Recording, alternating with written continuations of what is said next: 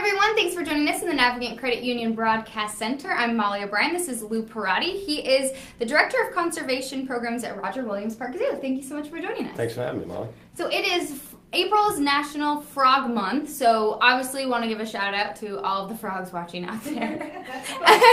Right? Kermit and all the above. And you brought a special guest with us. I did. I brought Heather. This is Heather. Heather! Our cane toad. Heather is a cane toad. Awesome. Heather, I think, is absolutely gorgeous. This is one of the larger species of toad in the world. They come from Central and South America. This is awesome. They also call them marine toads as well. They're quite large. They can get close to 10 inches, almost dinner plate size. 10 inches? Yeah. Voracious appetites. Wonderful species. This was actually the infamous one that was introduced to Australia to control the cane beetles in the sugarcane fields and became an invasive species there. So, so he's kind of a poster child for not moving species out of their native ranges. But where they do exist in Central and South America, they're a very important part of the ecosystem there as far as insect control. And they are a toad, so they do have toxic secretions that come out of these glands that they have on them. Contrary to the old wives' tale, you can't get warts from the warts on a toad. But those warts actually secrete a toxin that protects them from being eaten by predators. And this species can be quite toxic, especially to dogs. Marine toads have been known to even kill dogs that have tried to kill them. So they have very toxic skin secretions. But just a wonderful big toad. Eats just about anything it can fit in its mouth, including other frogs and small snakes and you name it. But they're great personalities, and good representative to bring here for National Frog Month. Heather, you're awesome. Can you hold her kind of close to the camera so everybody at home can see? Yeah. How old Frog's is eye view. Exactly. That's so cool.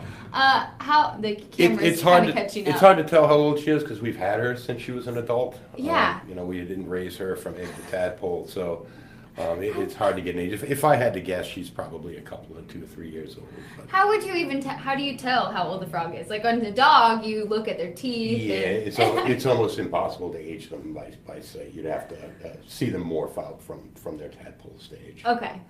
So yeah, it's impossible pretty much. Telling male from female, it's different from in different species. Okay. Frogs that have very visible eardrum, tympanums. Usually if they're as big or bigger than the eye, they're males. Smaller than the eye, they're females. Oh, the eardrum. Okay, Yep. So if you can see the eardrum. Yeah, you can barely see it here. And then, of course, all male frogs call in the breeding season. Females don't. So if she makes any kind of a chirping noise, then we would know that she was a male. She was. Heather is a boy. She's definitely a female. And then males also have these, what they call nuptial pads on their forelimbs, where they grasp onto the female in the breeding season, which she doesn't have either. So. Okay. Her. Do you call them fingers? What do you call them? Yeah, toes. Her toes? Yeah. Her toes are gorgeous. I mean, they look like she's just grasping onto things. Is that just... Yeah, well, they're designed to be able to, help shovel food into their mouths. And, they also have a very sticky tongue that allows them to, catch beetles and ants and things that they like to eat. Toads do not skeletally have teeth in their mouths, so they rely on that sticky tongue, where frogs do.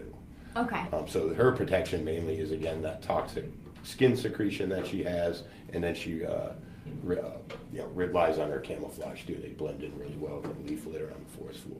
So do they only do that toxic secretion if they feel like they're in danger? When they're threatened. Yeah. Okay. Yeah. So if they sense maybe a dog coming up, is that when it you'll comes see out? them. Even our American toads that we have here in Rhode Island, if often get molested by dogs. A dog finds them, and you'll see they'll start frothing out this very white looking milky secretion out of them, and that's usually when they're being molested or threatened. Okay, so I mean, if someone's walking their dog around and they see a toad frothing, get away. Yeah. I mean, our toads here won't kill your dog. If anything, it's going to make them foam from the mouth and taste real bad, and probably never touch another toad again. So maybe.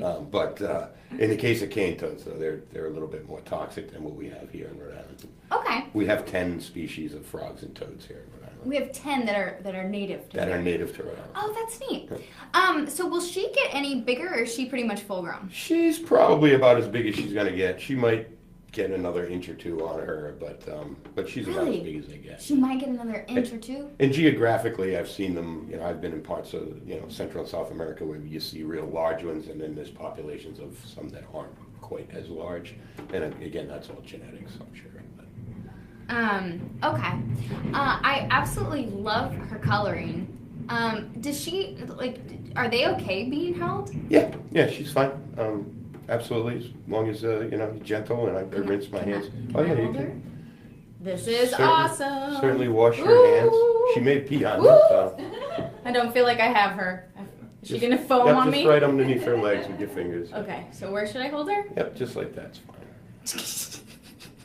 Does she not like me?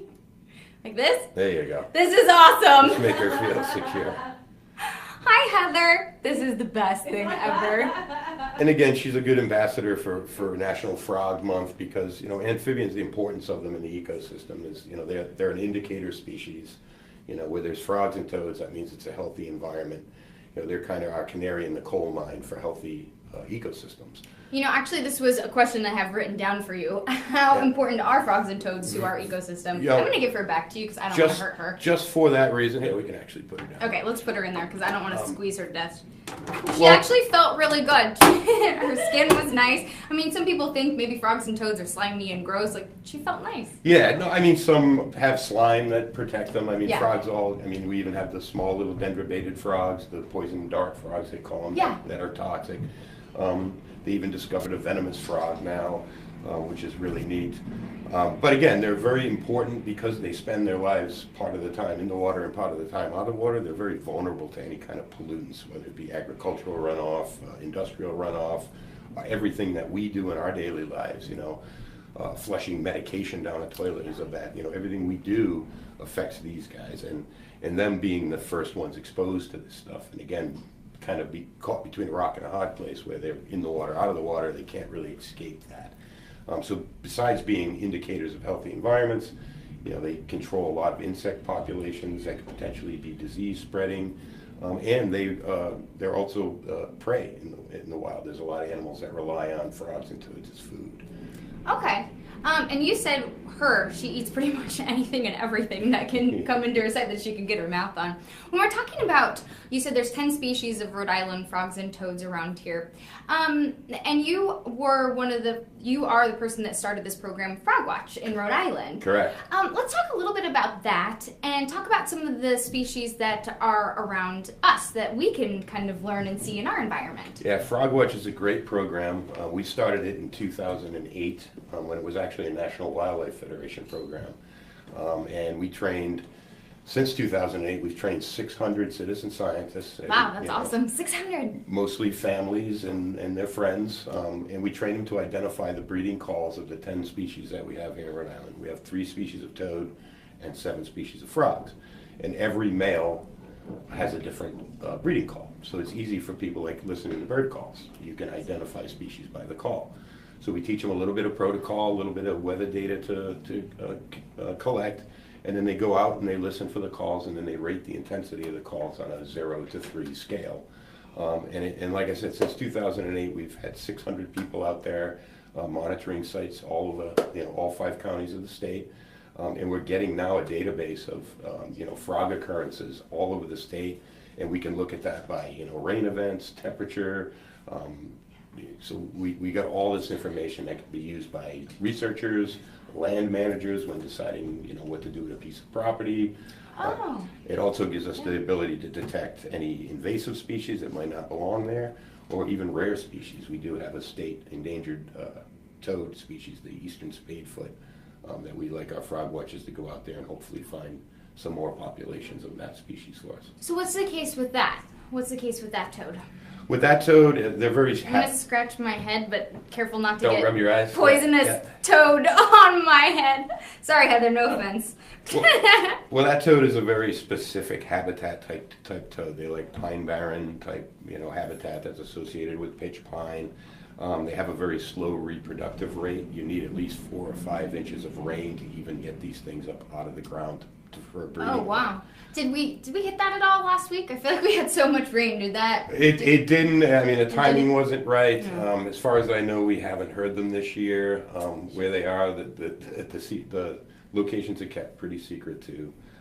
That's good. Yeah, I mean, we need to keep them protected. Yeah. And then, of course, habitat loss and another big problem for amphibians when they're going to their nuptial pools to breed in the spring, they end up having to cross roads.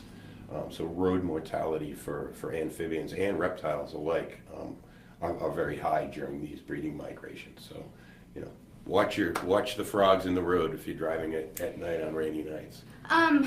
And this type of frog, I was reading some of the information. This one, they have a pretty intense breeding.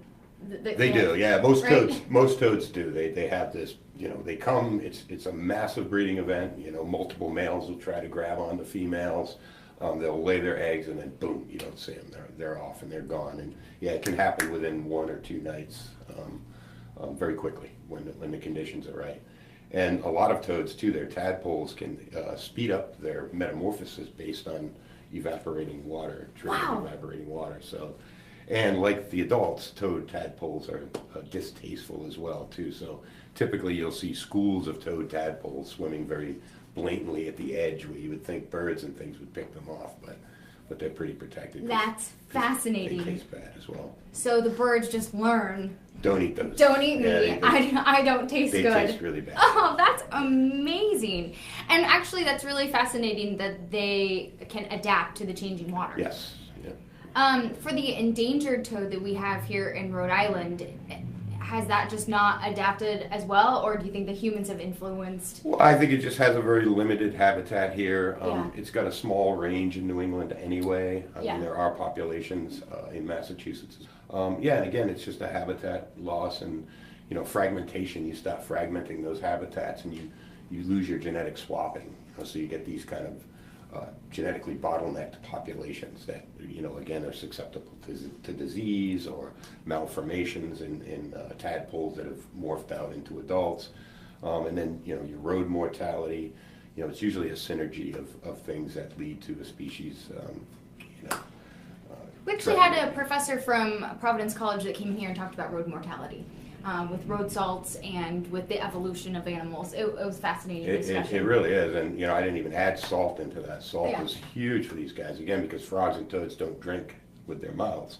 They take in all their moisture through their skin. Oh. So whatever they're sitting in, they're absorbing. That's what they're taking in. That's So road salt can be a huge part, which in New England, luckily it wasn't too bad, I feel like, this year compared to other years because we haven't had too much. No, we had our whole winter last year, last month in March. Yeah, we just had it all then. So Heather, you said, is a good ambassador. When we're talking about frogs and toads here, native to New England, do we have any that are as big as her, or do we have, what are some of the sizes? What are some of the things that people can look for and listen to if they're involved in the Frog Watch program, or just taking a walk? Our most commonly reported frogs are the spring peeper, which you can go out and they were singing loudly last night. Yeah, the peepers. Usually you can put your winter clothes away when you hear those guys. Out in the wood frogs, of course. Our largest species is the American bullfrog, which is native to Rhode Island, and they can get 8 inches. Wow. Another big voracious eater. They'll eat small turtles, fish, birds if they can catch them. I've not seen an 8-inch one. Yeah, that's big. And they're the first ones. They're still hunted for their legs. For the frog leg. Cuisine. I don't know how many people hunt them here in Rhode Island, but I know down south they still do hunt American bullfrog for food. But they're a great species. We have our green frog, which is another common summer frog that you hear. It kind of sounds like a banjo string. And then our 3 species of toad. We have the eastern spadefoot, the Fowler's toad, and the American toad. And the American toad is a large toad as well. They can get about 5 inches, big female. And then it's right down to the tiny little spring peepers that are, no more than an inch and a half, full grown. That's fun. When I lived in Texas, there were frogs everywhere. I lived in a very wet area of Texas, and sometimes they would come. We had the little tiny ones, and they would come in through my shower. So sometimes when I'd go wake up in the morning, there would just be little frogs in my, little in my tree shower. frogs, yeah. Yeah. And even here, you'll get the gray tree frogs in the summer, and the peepers. Even on a rainy night, you might see them on your sliding glass doors, and And even the toads, the American toads, learn to that your spotlights at night, if you leave them on, and the moths and bugs that are attracted to them, they learn that that's an easy meal at the base of those spotlights too. So they definitely learn to zone in on those porch lights that attract. If kids are clean, is it okay to pick up a frog or a toad? Absolutely. Again, you know, wash your hands when you're done. There are some we have that if, you know, they rub their eyes after that, it might burn a little bit. But yeah, no, there's nothing harmful out there. And that's another beauty of amphibians. It's oftentimes a child's first encounter with wildlife outside of insects. You know, nothing like going down and spending an afternoon at a pond and, you know, collecting and netting tadpoles. I think, you know, was got my ability to be able to do that when I was a kid that turned me into the monster that I am today. And so no, I think they're great to enjoy in the natural habitat, and probably wouldn't want to take one home and keep it as a pet. But no, I don't think we probably should do that. I want to talk to you a little bit. You just said the monster that you are, which is we're thankful to have you. Just before we go, I want to talk to you a little bit about some of the conservation work that you're doing.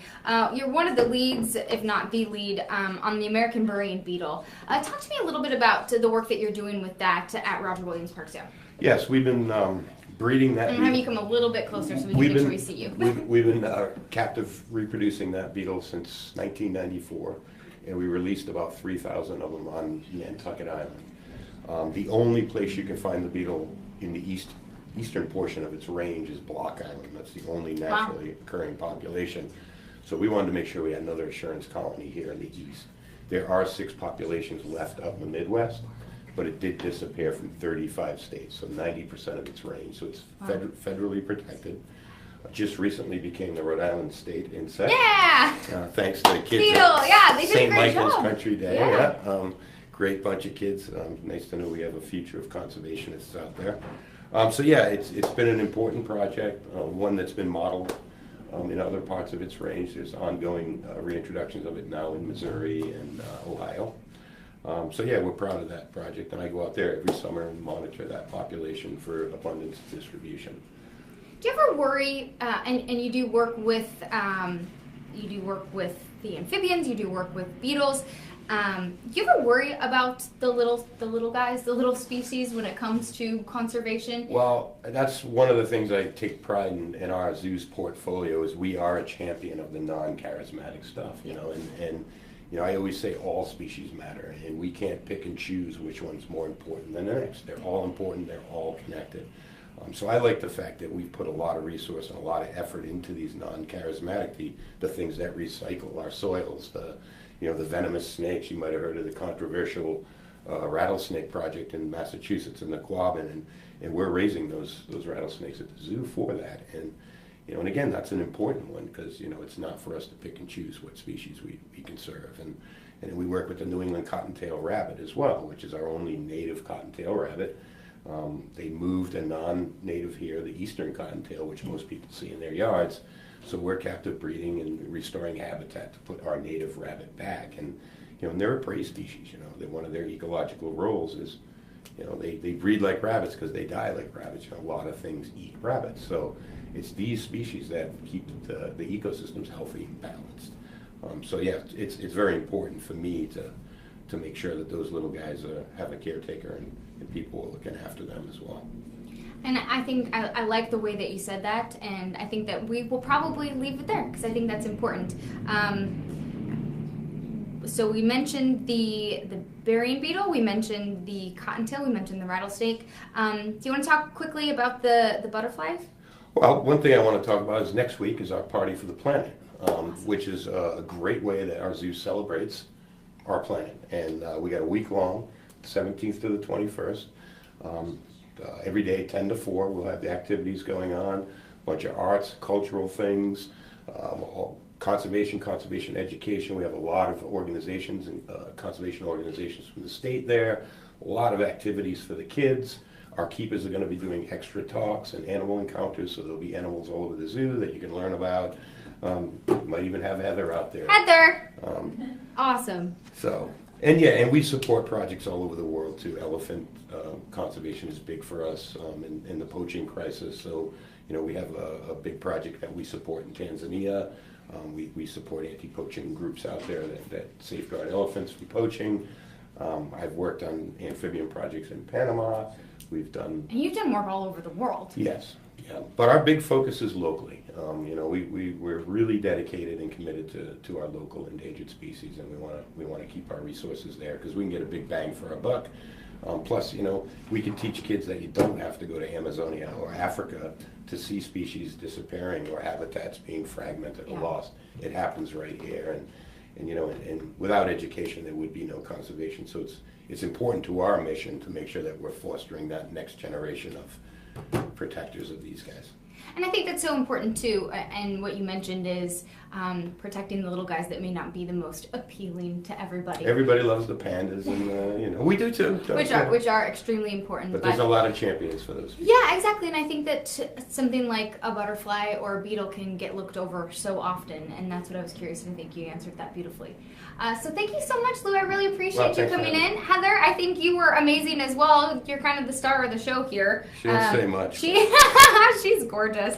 This has been so much fun. So, Lou, thank you so much for joining us. Roger Williams Park Zoo. Party for the Planet next week. Yeah, Party for the Planet. Earth Day is coming up, which is very exciting. So we're going to be talking about Earth Day and initiatives a lot. So a lot of conservation work going on at Roger Williams Park Zoo.